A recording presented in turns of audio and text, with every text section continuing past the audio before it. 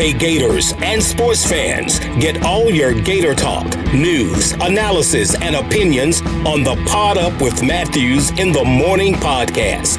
Find us on your favorite podcast platform or watch us on Facebook Live between 8 a.m. and 9 a.m. every weekday.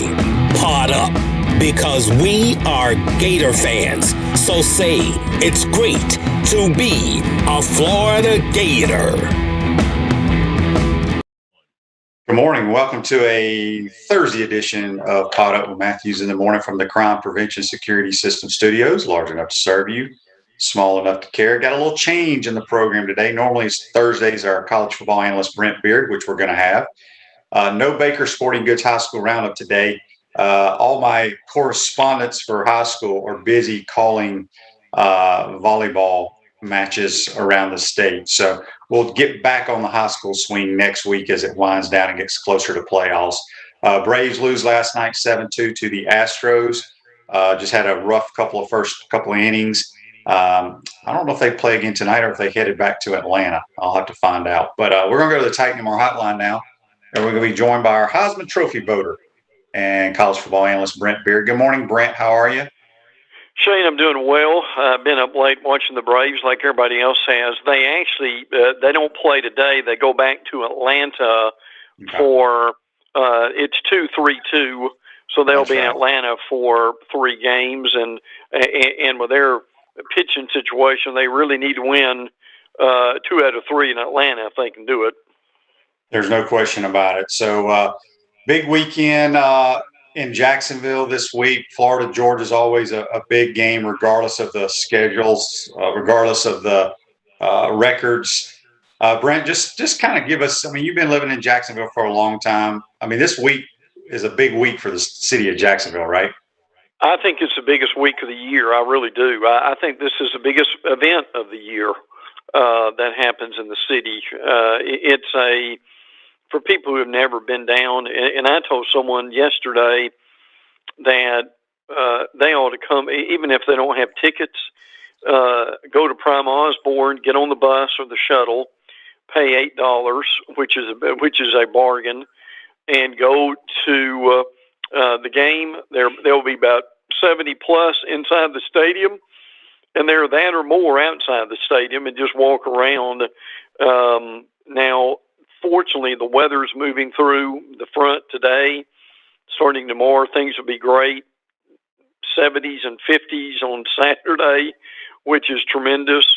So, neutral site game, we got very few of those left. Army, Navy, OU, Texas, Alabama, Auburn used to be in Legion Field with the neutral site. That's no longer the case. So, folks really need to come out and enjoy it, regardless of the records.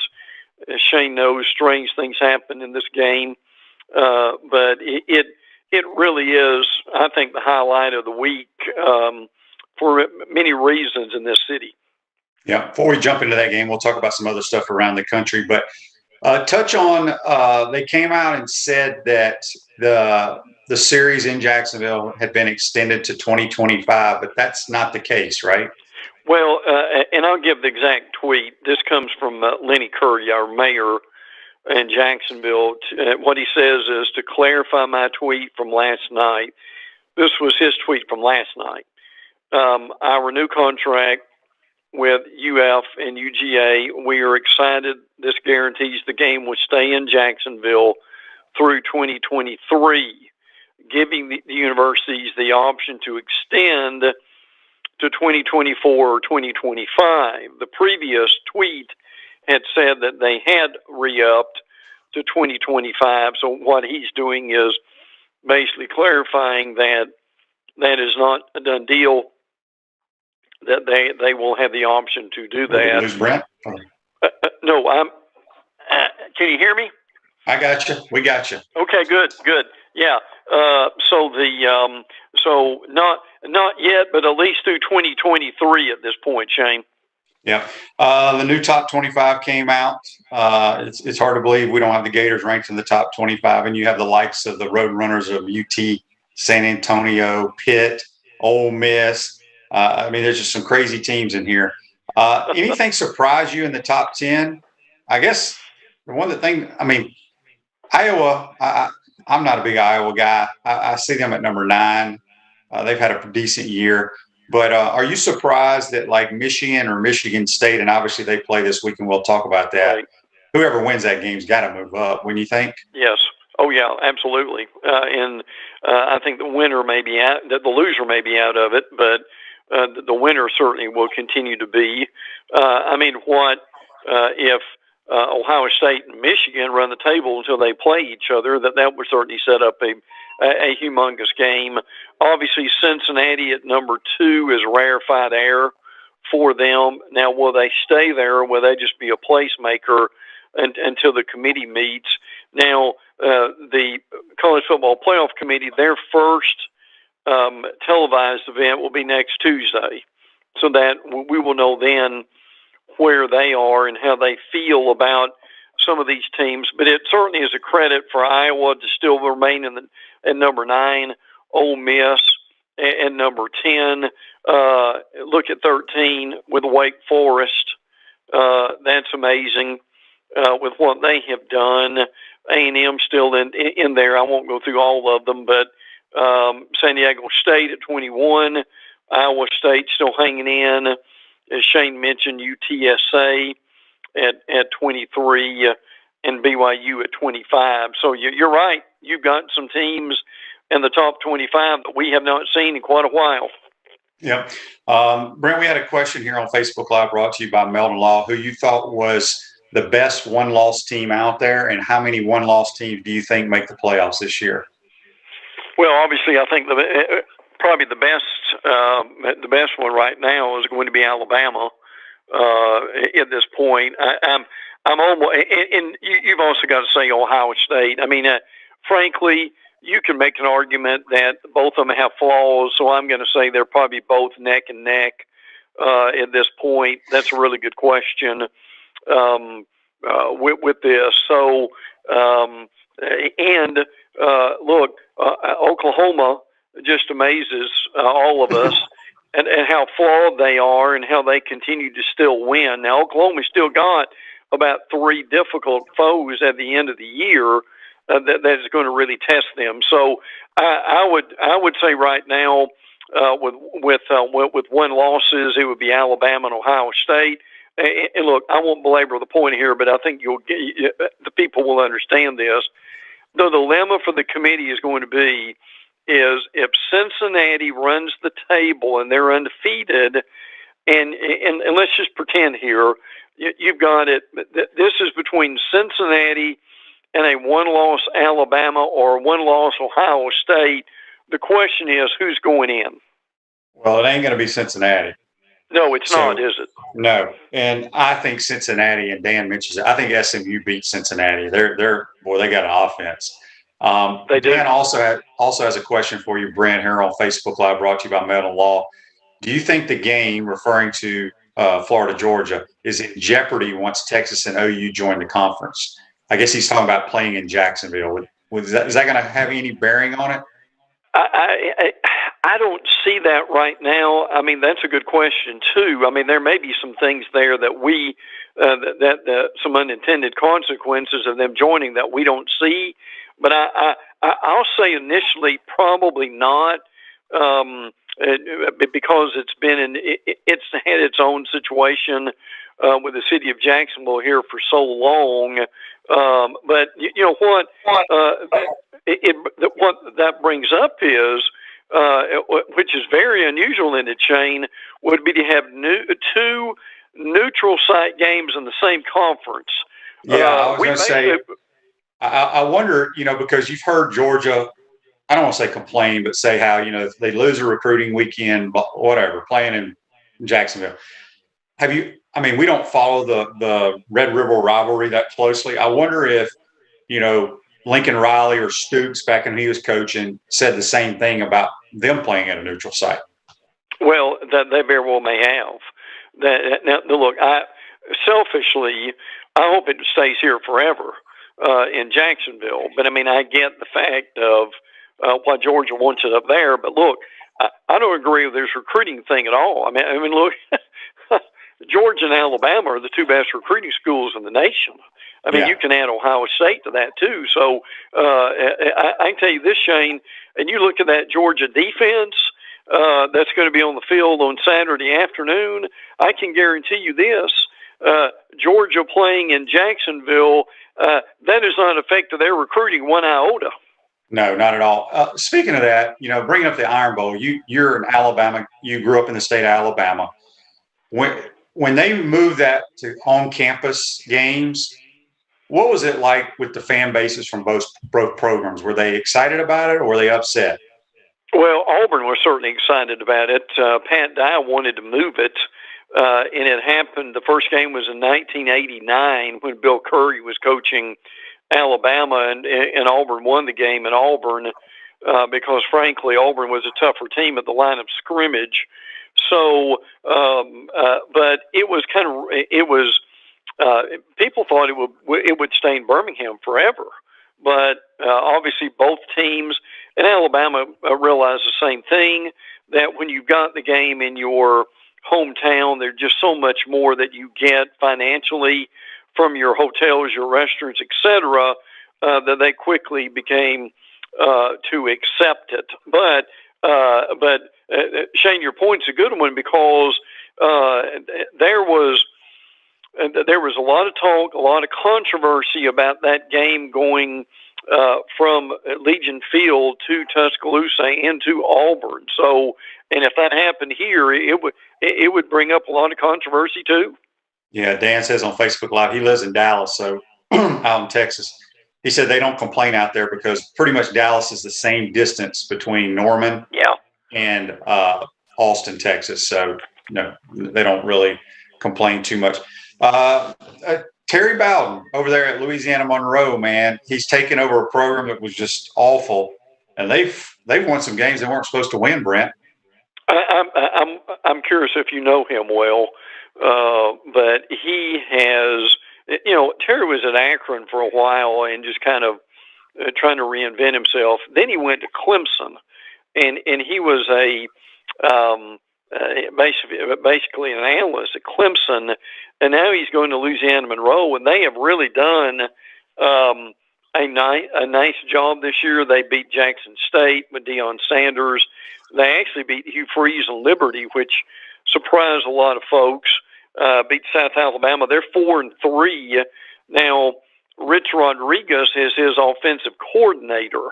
So give Terry some credit. And Shane, in this, what coaches are kind of doing is if it doesn't work out somewhere, they'll take some time, go with like a Dabo Swinney or Nick Saban, kind of redo their image, and then they get another job and they do a little bit better. So Butch Jones trying to do the same thing right now at Arkansas State. Is not working out this year, but that's the goal. Yep, another coaching job has opened up. Texas Tech at 5-3 they fired their coach, Brent. Yeah, it's a different day in the chain. They fire these coaches in mid-season at this time, so we're looking at who the replacement might be for Matt Wells. I think Sonny Dykes has been mentioned as a possibility. Shane, Jeff Lebby at Ole Miss, the offensive coordinator, who frankly has done a good job. Look, I get this is Lane's offense because he basically calls the plays, but Jeff Lebby is regarded highly among his peers, and that is looking at another job. Not saying he's going to get the job, but I think at some point that Jeff will, but because he's a good offensive mind. Yeah, he is. And, it would surprise me because I'm not going to rule Lane out to Southern Cal or the LSU job. And if he gets the LSU job, he'll probably want to bring Lebby with, and they'll probably make him like one of the highest paid OCs in America. That's what they'll do. Big game in the Big Ten. These two teams they'll probably put you to sleep at noon. Be careful, folks. You got Michigan undefeated and Michigan State. Huge game there in East Lansing. This is the first time since 1964 that both teams will be in the top 10, and the first time since 2010 that they are both undefeated. They both have a really good running game. Now, here's something to think about. Michigan State has a running back in Kenneth Walker, the third, who is a transfer from Wake Forest. He leads the nation at 142 yards a game, which is amazing. Now, you think about how well Wake Forest has done. Think about the Shane, if he was still there and was producing like that, frankly. So, Peyton Thorne has thrown for 15 touchdowns. And both defenses are good. Michigan State has one of the worst pass defenses in the league. So that's something to think about. But games in East Lansing, and I give Michigan a lot of credit. Harbaugh has kind of redone his image. He's redone this team. They're a lot tougher than they were. Frankly, Cade McNamara at quarterback has also been effective during this time. Now, Shane's right. This thing may be 14-10, and they won't line up the scoreboard. But if you watch this game before the Florida-Georgia game, the winner of this game very well may end up in the playoffs before it's over, too. Yep. Turn your car or truck into a rolling billboard for your business or brand with an eye-catching vehicle wrap from Wrap Spot. This October, mention promo code Shane, receive 13% off your vehicle wrap. Speaking with Brent Beaird on the Titan More Hotline. Brent, jumping into the conference, Alabama, a big win again over Tennessee. Kind of sputtered around here and there during that game. They get the week off. They do. I was at the Tennessee game and looking forward to being Georgia, Florida this week. So it's been 2 good weekends of football.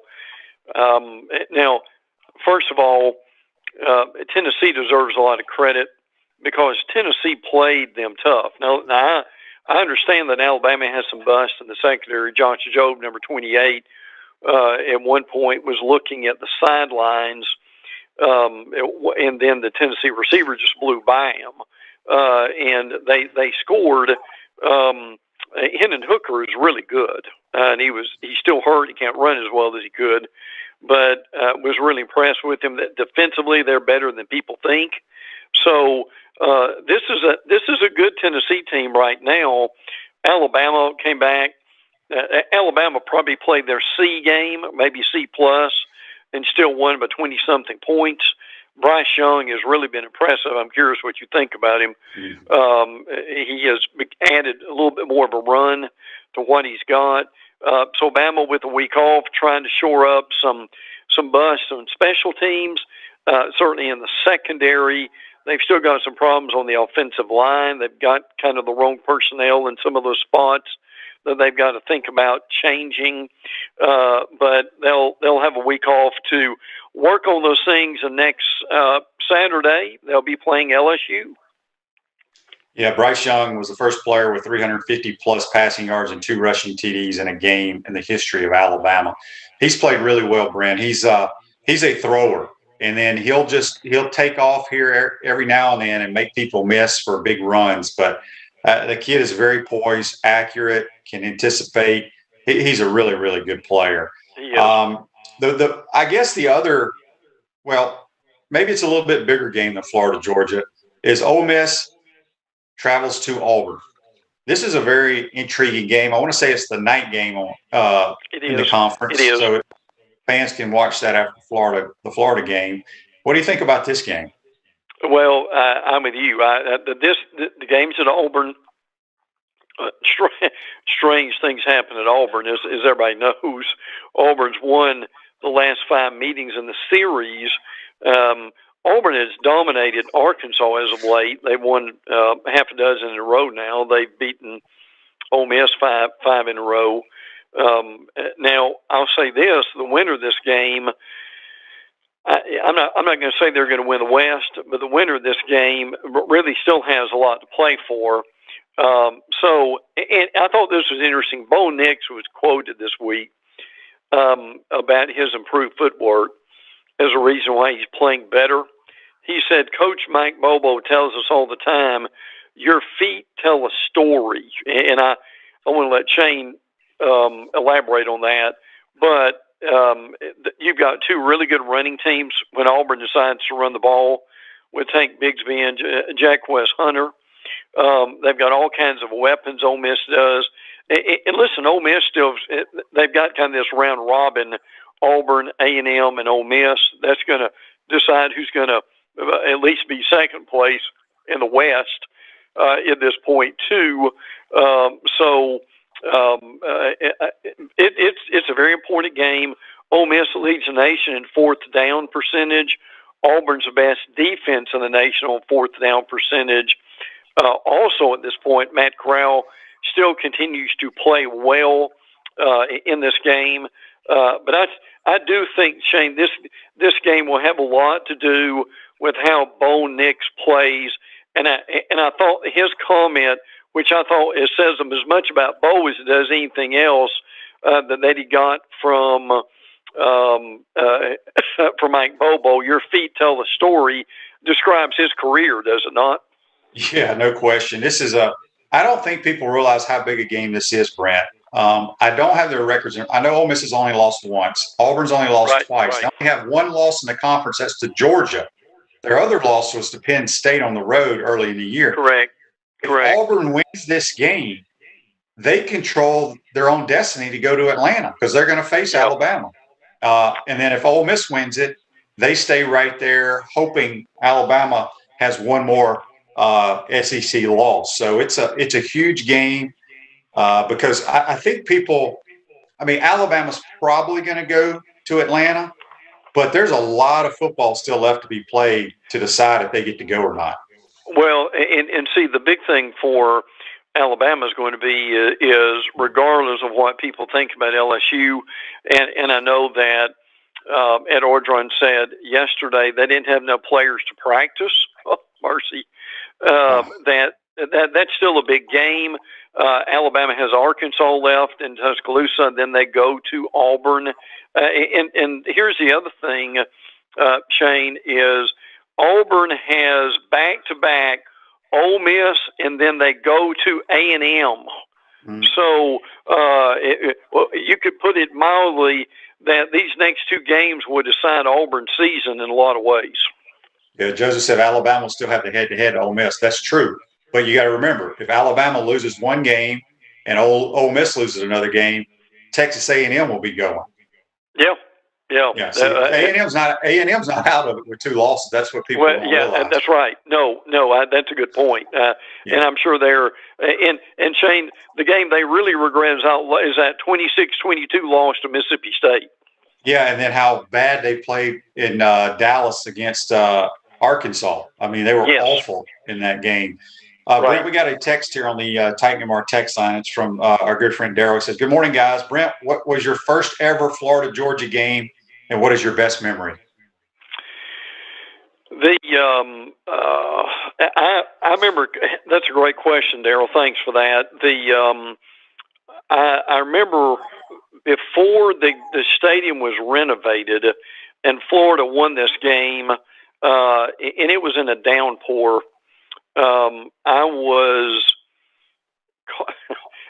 was calling into, I think this was CBS at that point, and giving them scoring updates, trying to stay dry and trying to do that at the same time was not easy. And back then, before the stadium was renovated, Shane, the water was as high. The water was as high in the inside the stadium as it was on the field. Wow. So, but obviously they made tremendous improvements to the stadium. I remember too when Florida. I think that help me on this. I think this was '97 when Georgia won, and they had and Florida had a stranglehold with Coach Spurrier. And I remember the thought in my mind at that time was walking around, coming out from the press box afterwards. The thing that someone mentioned to me, and I'll never forget this, this was like Georgia fans had just been released from prison after being there for 10 years. Look, there are just tremendous memories all the way. Wherever I am in the world, I try to get back for that game. Yeah, it's a good one. Let's talk about that game. Georgia comes in, the number one team in America. I've asked a couple of people if we've ever played them as the number one team. I'm not sure if we have or not, but they're a very good football team. When you look at this Georgia team, Brent, what does Florida have to do to have a chance to win? I think they've got to do something to spread the field with that Georgia defense and Jordan Davis, Kobe Dean, and that front seven. They're all 5 stars. Everybody wanted these kids. They're at Georgia, but I think if you can spread them out and make them cover the whole field, and that would probably mean Richardson more than Emory Jones, to be honest with you here. And you've got to be accurate when you throw. The thing you've got to be careful about when you play Georgia is you can't get in a hole early. And Shane has talked about how important field position is. Do you remember the Arkansas-Georgia game, Shane? Arkansas made some kickoff mistakes, and they got penalized on pre-snap stuff, and they ended up inside their 10-yard line on their first 2 series, and Georgia leaped out ahead, and it was over at that point. So those are things you've got to be really careful about with Georgia. Now, they're not going to wow you with their passing game, but Stetson Bennett is steady. He doesn't make a lot of mistakes. So, and again, to me, I'm curious your strategy here. I still think Florida has one of the best running back rooms in the nation. I know they did the wheel route a lot last year. I don't know if they can do that this year for various reasons. To me, Shane, if Florida if they could get anything in the running game going and open some other things up, I think that would be huge for them. I agree. However, I don't think we're going to be able to run it on them, Brent. I think they're that good up front. I think they're that good. I think I agree with what you said at the beginning here.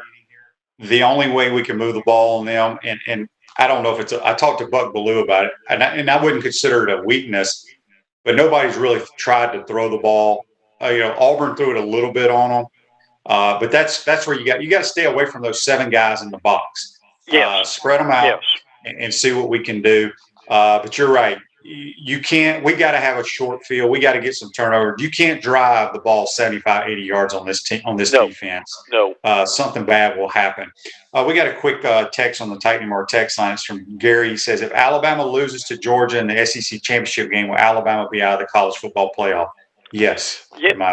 They would have 2 losses at that point, even though those losses would be to the number one team in the nation in Georgia, and what will probably be at that time very well. A&M may be in the top 10 by then if they ran the table. So I'm going to say yes. They more than likely would, unless some very unusual things happen. I don't think the committee would let a 2-loss team in at this point. No. And before we move on from the Florida-Georgia game, Brent, you've been covering this game a long time. Have you seen 4 quarterbacks playing in this game? 2 from each team. I think you're going to see that Saturday. I agree. I think that's very possible. What I'm wondering is how healthy JT Daniels is, and are they going to let him play? What I wonder is, though, he needs to get some work. And if they have a comfortable lead, if they put him in, but I think Stetson Bennett starts. But then we know about the Florida rotation situation. So, but Dan Mullen does not need to be shy about playing Anthony Richardson. He'll make some mistakes. It's risk and reward. but the reward is worth it because it's going to keep you in the game. That's true. The only other game pretty much in the conference, Kentucky goes to Starkville. It's another intriguing game. It really is. And look, we've talked about Ole Miss and we've talked about Auburn running the table. The reality is Kentucky may have as much of a realistic chance to run the table as anybody. I mean, to think about this, Shane, Kentucky right now is 6-1. This is a big game as they go to Mississippi State. Kentucky could be 11-1. That's startling, isn't it? Yeah. I think they'd build a statue for him if that happened. Now, Mark Stoops said, the Kentucky coach, that Josh Ali, Marquand McCall are back for the game, and Will Rogers continues to play well for Mississippi State. States who they are. Their short passing game is also their running game, so Kentucky can't go to sleep on this one. This is a maturity game for them, and Mike Leach got a lot of publicity this week about talking about Halloween candy after the previous game. But you're right. This is very much under the radar, and probably safe to say Missouri at Vanderbilt, Shane, would be really under the radar, right? Yeah, no question. Before we let you go, touch on Florida State. They're playing Clemson. They've won 3 games now. This is that kind of game that could turn their entire season around, even though Clemson's not very good this year. Yeah. Since 2015, Clemson's lost 5 games in the SEC. Pitt's the only ACC team with 2 wins against them. FSU's rushed for 200 yards and 2 touchdowns in 4 straight games. Look, Clemson just can't score. So if FSU can find a way to score, and I mean they may could eke out some 17-14 thing. And Shane, let me, if I may, before we go, and I'll be real brief on this. Joe Lee Dunn died this week, and if that name is familiar, Joe Lee Dunn was one of the most celebrated, highlighted defensive coordinators in his time that the SEC has seen. He was very unusual. He never wore a headset, and he never wore socks with his penny loafers. But when he was at Mississippi State, he and Jackie Sherrill were quite a pair.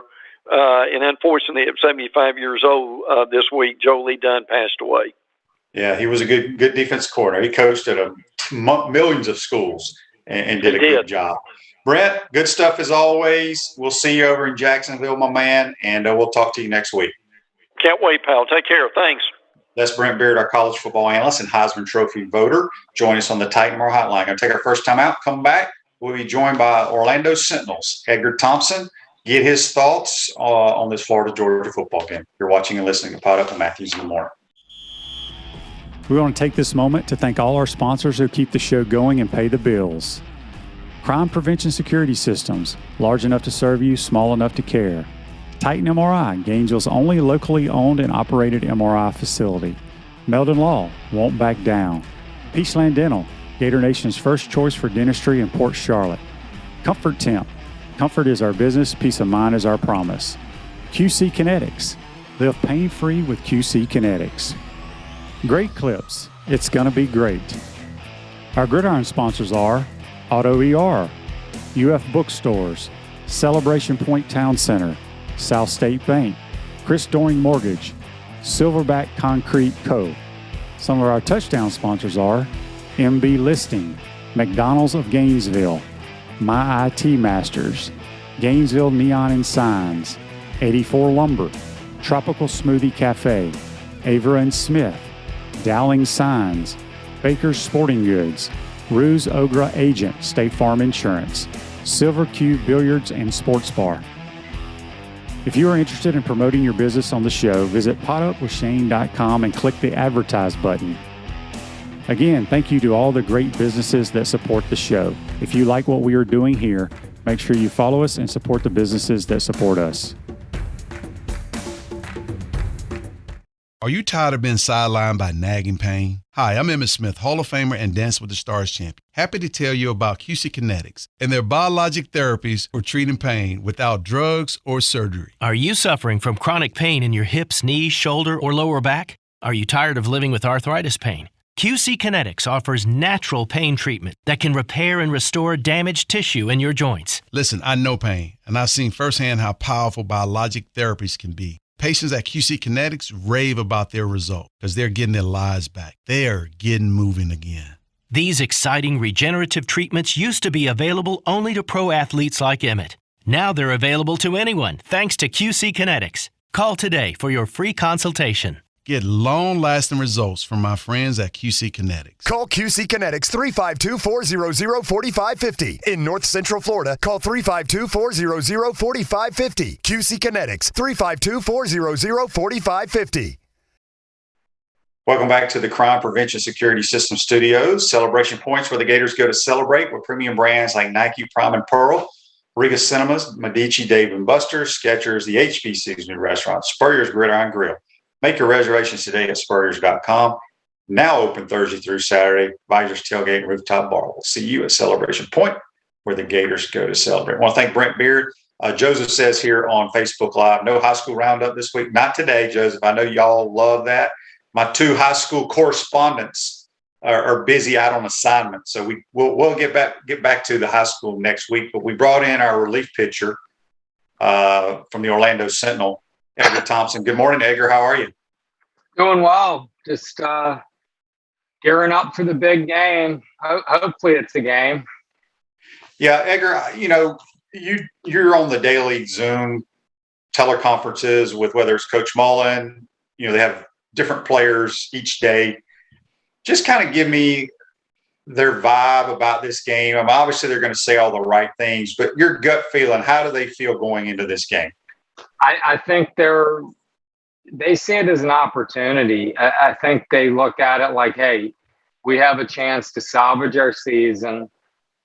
They feel like whether they're living in fantasy land or not, they believe they got a shot. The odds makers, it's 14 points. It's not like, that's out of the realm of possibility, at least on paper. But I think they're looking at it like, look, Dan Mullen's going to have a good game plan.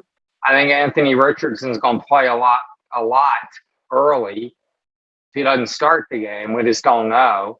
And they probably feel like, hey, this kid could maybe elevate us, and maybe they stun, the top-ranked team. They almost beat Alabama in the swamp. Now, that was in the swamp, and they were down 21-3. If it hadn't been in the swamp, that would have been a 41-17 game, 41-13 game, I think. I don't know that I see them coming back in that game if it's somewhere else. Yeah, it's, I've had so many people around town, no matter where I am, we almost beat Alabama. What's going on? And every week is different. And I'll be honest with you, when it was 21-3, I'm like, this is what I thought was going to happen to us. But we showed some grit and came back. Now, what bothered me in our last game against LSU is we didn't show that on the defensive side of the ball at all. People have talked about Grantham. I get it. People have talked about we didn't make adjustments. We don't know what adjustments that weren't made or were made, but we just didn't give great effort.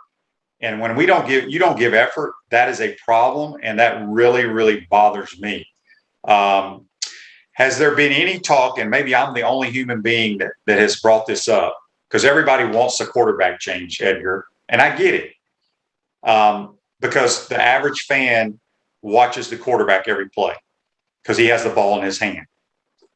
But what I've been saying is, if it's the nose guard, defensive tackle, defensive end, linebacker, safety, whoever it is, maybe put their backup in there and see if they can get some effort and get some tackles. Has anybody else talked about that, or am I the only human being doing that? What did other positions need to be shaken up too? Yeah. I don't know that that's been something that's been discussed a lot, because there is so much focus on the quarterback and what's going to happen there. But yeah, you're at the point now where you got nothing to lose. And I think you should be giving some opportunities. I mean, I don't know what players particularly you have in mind. I mean, Hopper's a guy whose name's come up a lot that he should be playing more. Talking to some people. He's played more. But still, he's like a converted safety. I think you and I were talking about this. I mean, the linebackers are not really linebackers. They're small, right? way too small. David Reese, for all of his, like, couldn't cover a tight end and couldn't get sideline to sideline very well. He certainly didn't, like, look the part. He was a stout guy. And between the tackles, man, he made a lot of plays. And they don't really have guys who are getting off blocks and making those, turning those runs into 2 and 3 yard gains like he used to, right? We saw it the other day. They were gashed so badly. That was so embarrassing. But I will tell you, and shocking, really. I mean, from a team that was averaging 83 yards game rushing coming in, rushing for 321. But this team still, Shane, if you want to be the Pollyanna and spin it, half glass full, right? This team still, 15 penalties and a blocked field goal at Kentucky, lose by 7. They have 4 turnovers, minus 4 turnover ratio, lose by 7 at LSU. And then the Alabama game, next extra point, otherwise they go to overtime. So you look at this and it's like this team still is, still could be like have a pretty good season going here. And so maybe that is some of the belief they have too, that like, man, we've just blown it. And maybe they won't this week, and maybe they rise to the occasion. But I tell you, this Georgia team, man, defensively is just incredible. They are, and I think they're pretty good. A lot of people don't want to give their offense a lot of credit. I think they're very efficient. I think they got a bunch of road graders up front where they can run the football. I think Stetson Bennett, people laugh at me too. I think he's a really good player. He's a player that he does things you can't coach. And he's the kind of quarterback you want on your team. The players rally around him. So I think it's an uphill battle. But I've always thought, and maybe it's because I play for Coach Spurrier and I look at it differently, that when other guys aren't getting the job done or basically getting their asses blocked, let's try somebody else. And I agree with everything you said. We're a play here or 15 penalties from there or whatever from having a better record. But it's on me. When I watch defense, all I care about is effort. And I didn't see any effort at LSU. None. No, it's fair. It was brutal. If I'm trying to block you, Edgar, you're going to do everything you can to not allow me to block you. I don't give a damn what play's called, right? What defensive scheme is called. Your job is to beat me. Don't let me block you. And they blocked us. And we couldn't shed blocks and we couldn't tackle. So, maybe, like I said, maybe I'm the only guy looking at that we need to try somebody else. And I don't know who those people are because I don't know. I don't either. That's the problem. Part of the problem, Shane, right now is we have not been able to watch a practice or anything in 2 years now. And I don't know that that's ever going to change. Dan doesn't really like, the eyeballs on the team, behind closed, doors. But yeah, I don't even know who some of these kids who could potentially be trending or maybe are looking good in practice, or that just doesn't come up. Like, right, we used to hear more of that with McElwain and Boom and stuff. Like, yeah, this Zuniga kid is pretty good. Like, we'd hear about him. Like, he looked great in bowl practices or something. I don't know who those guys are. I was thinking this Princely guy, I can't pronounce his last name, might have been a guy. I was hearing some of these defensive linemen, whether Jalen Lee, maybe Lamar Good, some of these kids maybe were starting to come along. You're always hearing Bogle, right? Yeah. He's not doing much. I don't know who these guys are, man. But Trey Dean, what's Trey Dean doing? Trey Dean, nothing. It's just like there's not anyone else who can. But then you put McDaniel in, and you saw the play where he got burned in I forget what game it was, 75-yard touchdown. Oh, yeah, Tennessee, right? He was peeking in the backfield, and that's the last time we've seen him. So I don't know what the solutions are, man. I don't know that they have them, and this gets us to the recruiting question that I don't even know that we need to address. Everyone knows it's kind of not even the elephant in the room. It's what everyone's screaming about. But they lose their top 2 recruits, and they're both defensive guys within the last week. they don't even have a top 100 guy, and their recruiting class isn't even in the top 20 right now. Yeah, that's just hard to believe. And I don't know what the fix is there, because I've never been one, Edgar, to get into recruiting. I've never been worried about the rankings.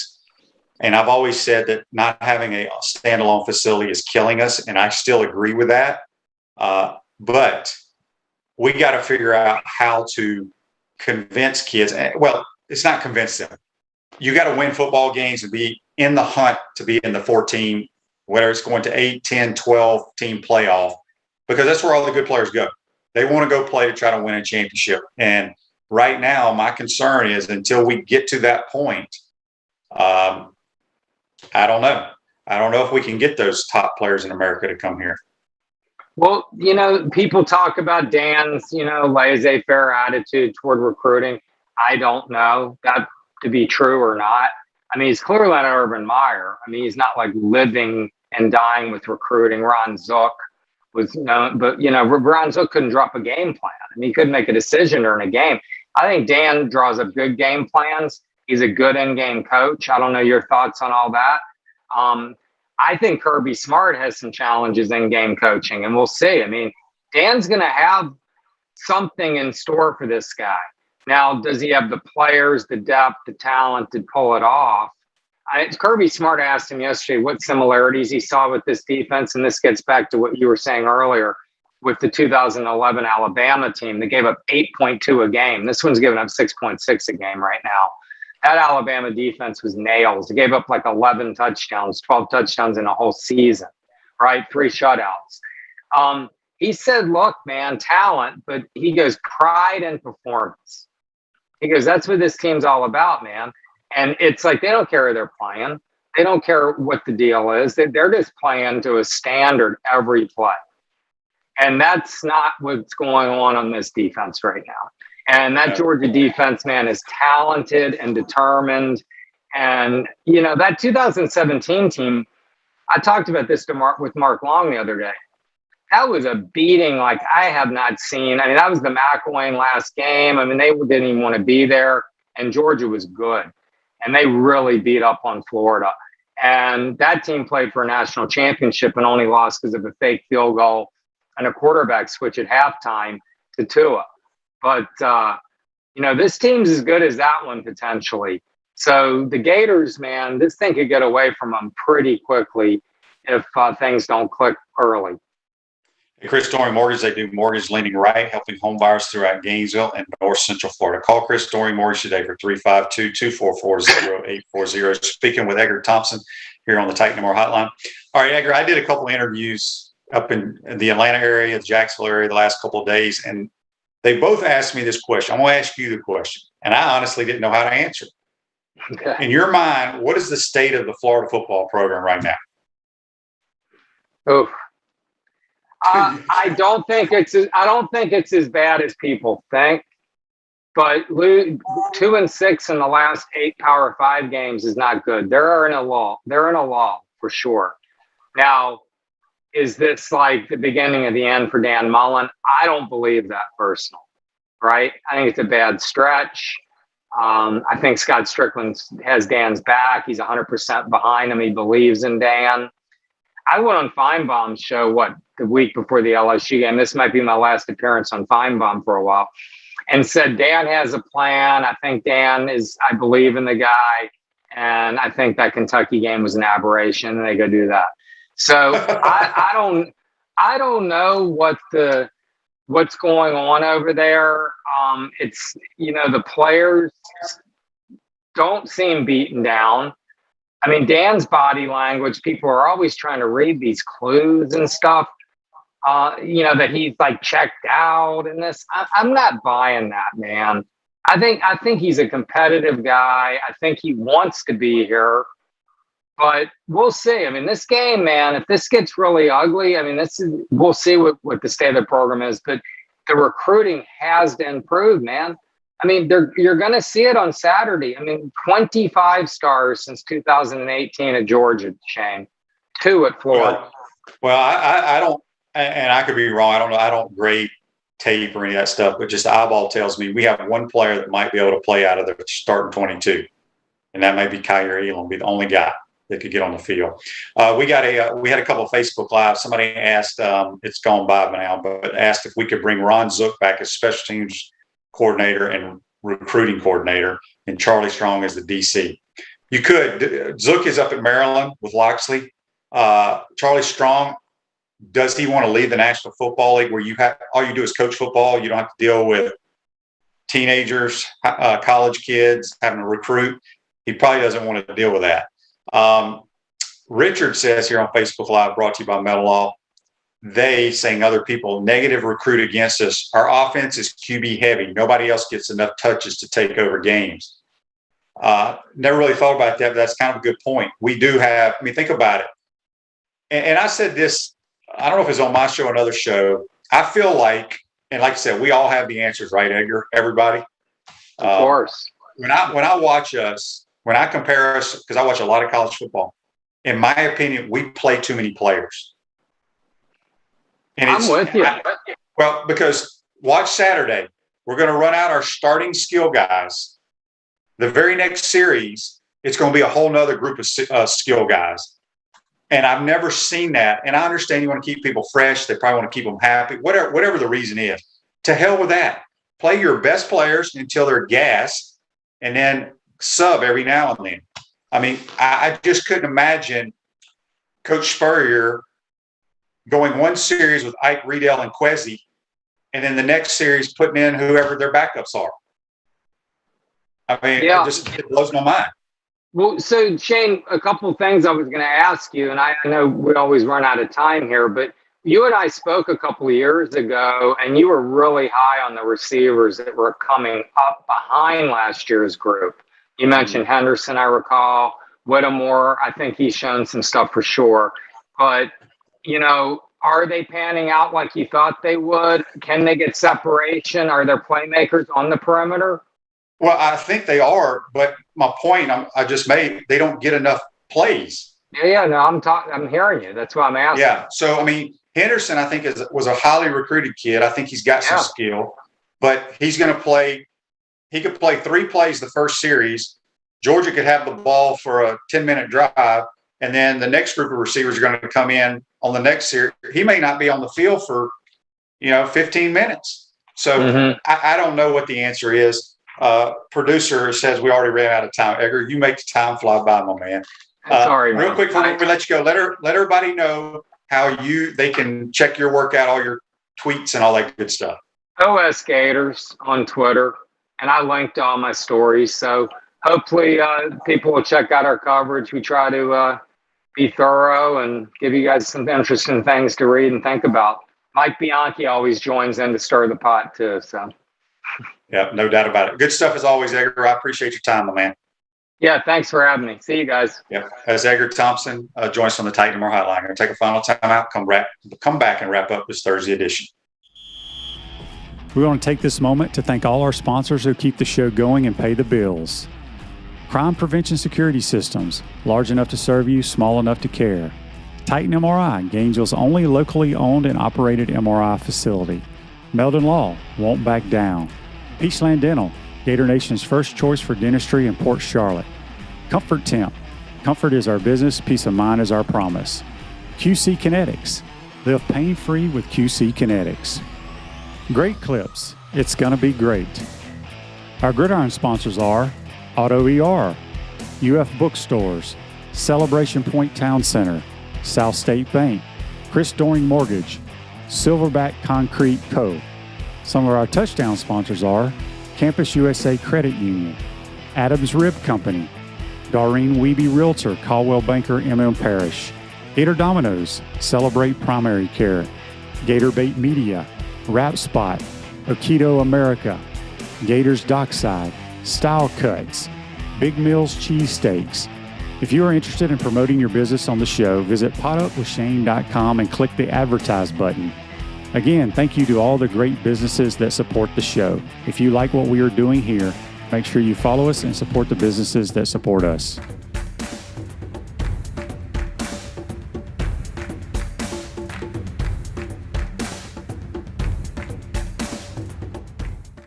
Welcome back. to the Crime Prevention Security System Studios. Center State Bank's now South State Bank, but we still put business first. We understand that small businesses need a community business partner that they can rely on. South State sells 4 convenient Alachua County locations. South State Bank, banking for member FDIC. I want to thank our good friend Brent Beaird and Edgar Thompson join us on the Titan MR hotline. Today's show's a wrap, brought to you by Wrap Spot. We'll see you tomorrow, folks. Trying to get the fans fired up. 2nd down and 10. Matthews rolling to his right, in trouble, can't find anyone. Now he throws it for Harrison Houston, who makes the catch. He's in the open field. Harrison to the 20. They're not going to catch him. Touchdown, Gators.